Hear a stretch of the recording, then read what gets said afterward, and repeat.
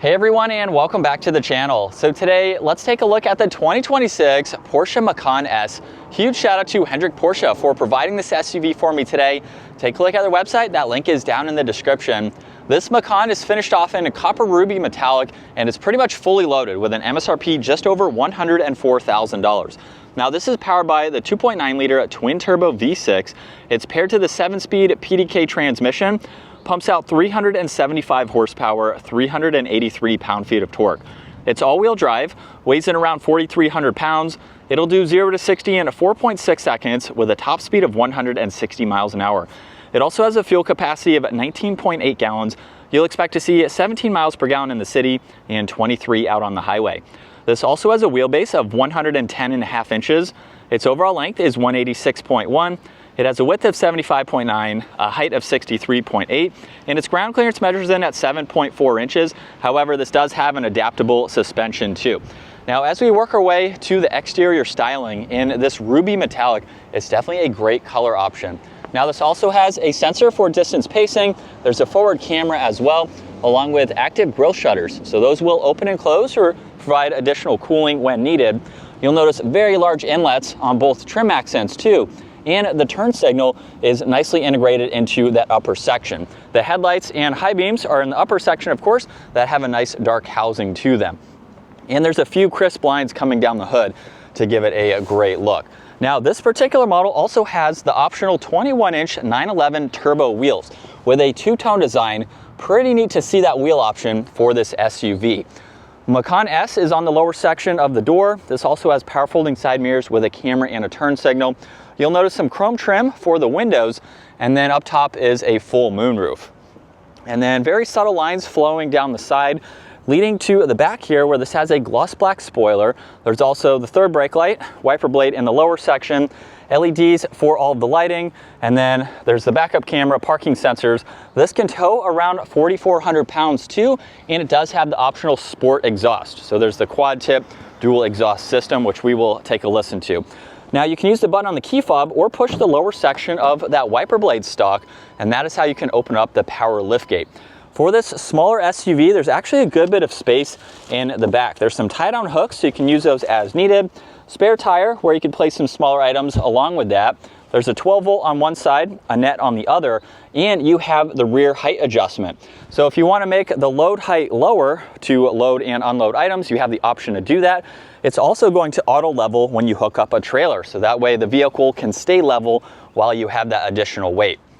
Now you can also remove this cover and fold the back seats down if you need more interior space. And then two buttons up top to close the liftgate or lock the vehicle. Now, if you do lock it, this has proximity door handles, so grab any door handle. As you can tell, it was locked. It recognized I had the key and it will unlock. This also has the beige interior, so really neat combo with the exterior. You'll notice some wood trim accents, both for the audio, some storage down below. And then as we work our way to the seats, you'll notice the release next to the headrest, so that allows you to fold these flat. And you have a lot more interior space, of course. And at 5'10", there's a good bit of space for its smaller size. So there's some storage pockets, temperature adjustments, these are heated seats, there's vents and some auxiliaries. And then at my height, I'm just barely touching the headliner right here. So if you're any taller than me, it might be a little bit crammed for the back seat, but it is a smaller SUV, so keep that in mind. You can put car seats back here, smaller kids, or myself is about as large as I think you would go. Now right in the middle, there's also the armrest with cup holders, and you can also fold this middle seat down so you can get better access to items in the back. There's also the windows on both sides, along with dome lights and grab handles on the upper headliner. And then working your way up front, this does have memory seating adjustments. There's the window controls, side mirror adjustments, liftgate, and then more storage down below. Macan S is on the brushed door sill trim accent, and then this has full automatic seats with the Porsche emblem up top there. And it's a very low vehicle, so it is easy to hop into. Now we're greeted with a solid leather steering wheel, and to start this up, there's this key fob here, so as long as you have the actual key fob in your pocket, put your foot on the brake, twist this to the right. Let's take a listen to how this sounds.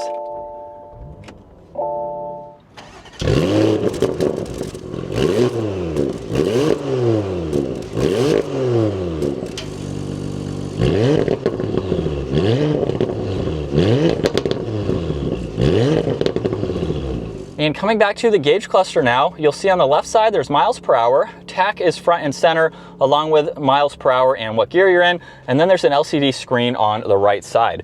To go through that information, you have controls right here. So you can use the rotary dial to scroll up or down in order to go through quite a lot. So just depending on what you need to see for the day, it's nice that you have that smaller screen for that layout. Now you also have paddle shifters. There's some Bluetooth controls, voice commands, along with volume, tuning, even a manual control. So when you have it in drive, push on M, and that allows you to use the paddles. There's also a few different driving modes. So there's Sport Plus, Sport, Normal, and an individual mode. If you push the center, there's a Sport response with a countdown from 20 seconds. So it'll basically downshift for you, allowing you to have a little bit of performance fun. Cruise control stock is on the left. There's the headlight adjustments, one air vent, also a clock up top with some more vents. And then for the infotainment system, it's pretty easy to go through. You'll notice on the home screen, there's the split view, so you can monitor all of those icons.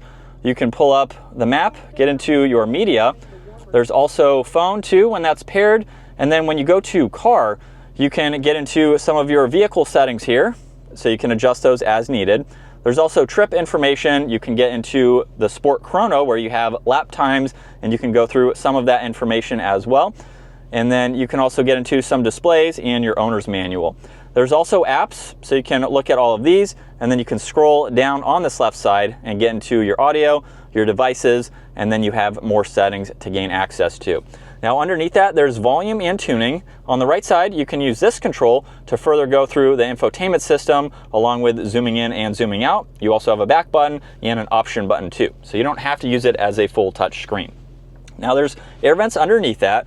And then for the driver, there's sync along with AC. You have temperature and fan speed. And then behind that, where you'd like the air to go, heated and ventilated seats.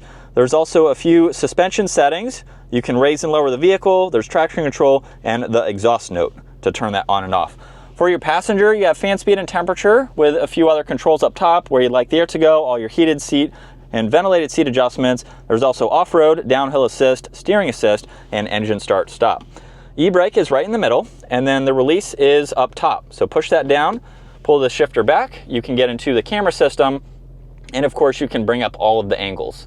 So depending on where you need to see, you have a lot of visibility. Once you put it into drive, push that M button on the steering wheel, and then you can shift using the paddles. You do not shift using this. There's storage and cup holders. You get wireless charging with some auxiliaries and an SD card slot down below for that Sport Chrono. There's also storage in the glove box, wood trim above that.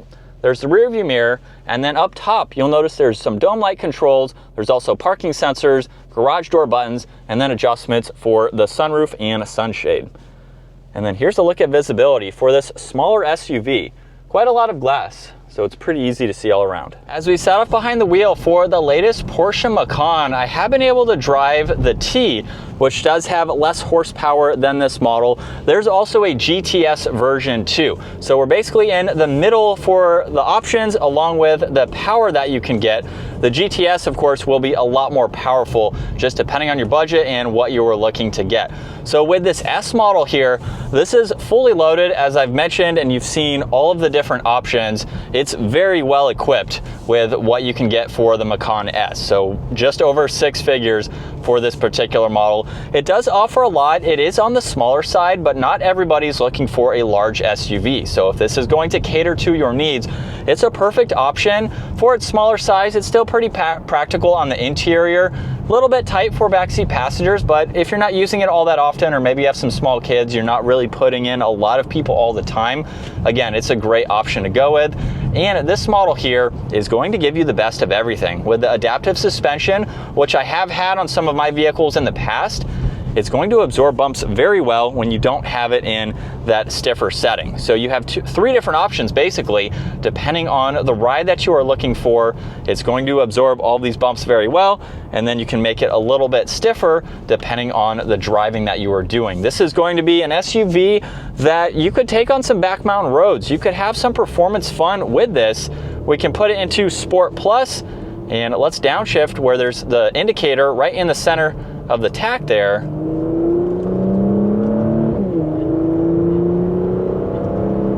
And that's with the exhaust in the loud mode. So it's not too loud, but it's nice that you can hear. This is a very well insulated vehicle, so it's nice that it's loud enough you can hear when needed, and then you can shut it off when you don't want it. So it's a small vehicle, it's something that's going to be very nimble, and one that is going to be performance oriented, not being the GTS, but you still have a good bit of power and performance. And with the PDK, the shifts are going to be super quick. It's one of the best transmissions available.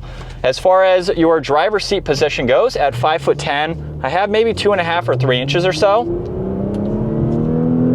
And that is with the seat all the way down. I might go a little bit more. But again, it's a small vehicle. You could be 6 feet tall and probably still fit in here if needed. And this has an electronic steering wheel, so you can adjust that and get that in the right position.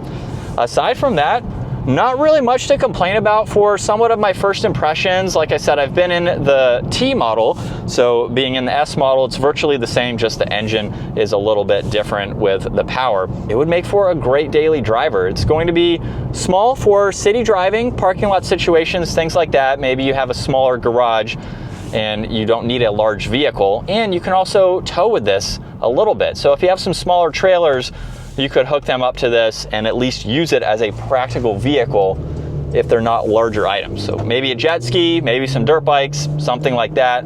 You have mountain bikes you can put a rack on. So it's nice as an adventure type of vehicle too. So with the height adjustments, that makes it a lot more practical in where you can go, and you still have the sporty aspects for doing some performance style driving. So it's a really good all around smaller size SUV. And still in sport mode, second gear, here we go.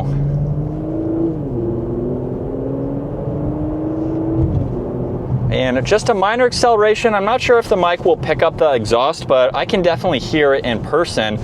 And when I shut it off, you can hear the engine, of course, but the exhaust note definitely gets much quieter. But this is what it's like to be behind the wheel for the Porsche Macan S.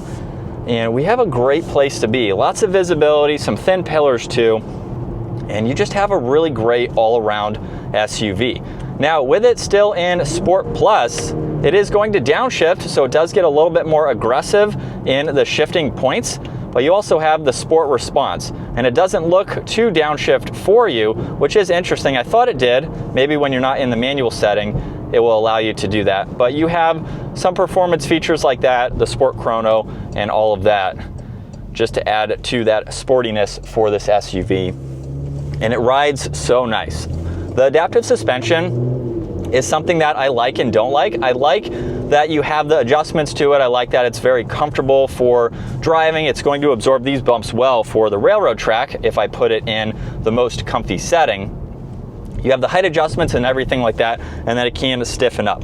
I think it's a really cool combination of everything, but you do have the parts, if you had to replace them and maintain, as just something to keep in mind.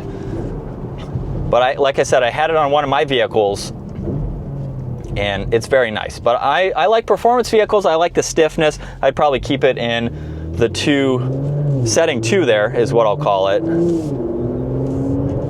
just so it can take some turns and handle the weight a little bit better. But it's very cool, the performance tech features that you have. And those quick shifts, it sounds good. You have some gurgles in that exhaust. I can see this being a fun performance vehicle to just kind of throw around with how nimble it's going to be for its smaller size. But very comfortable and just a good vehicle overall. Hopefully I can drive a GTS one day. I've been in the T, the S. Hopefully that will come at some point to showcase the extra power that you can get with that model. But that is going to wrap it up for this 2026 Macan S. Once again, huge shout out to Hendrick Porsche for providing this for me today.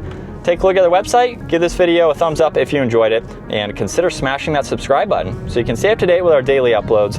I will see you all in the next video.